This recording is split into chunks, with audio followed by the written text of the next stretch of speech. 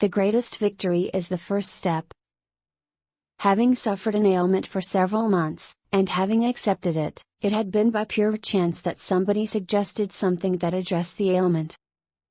It jogged my memory of the days when more serious ailments had afflicted me, like depression, and people moments when finally, I might realize what was causing my irrational and seemingly irresolvable irritation. As a man, anger has always been my key indicator for depression.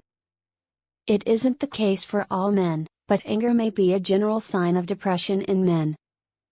Whenever I have been worried about being on top of things, whenever I've demanded it, I've attended be losing control, which trajectory may be a downward spiral. Yet, the instant of losing my mind in an outburst of surly behavior has often been the catalyst in identifying I used to be sliding into depression. It's like, wow, where did that come from? It's similar with anxiety. Times once I've been ridden with fear, I have been consumed during a search to seek out how to beat the fear, which search has ultimately proven fruitful whenever I have never given up. The fear looms large enough to be seen as an unrelenting protagonist forcing me into a search to beat or minimum of know it.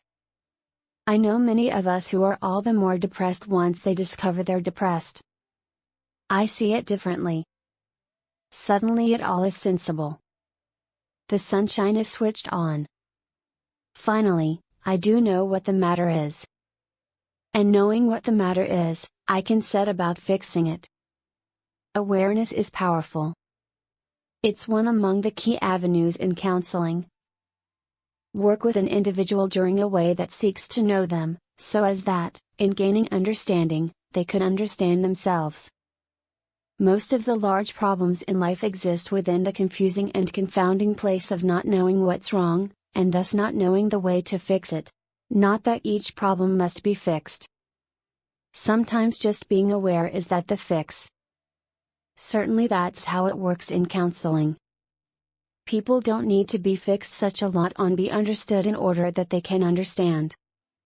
Feeling understood may be a key step in gaining broader understanding, and broader understanding is required in determining what's required to resolve and restore psychological state.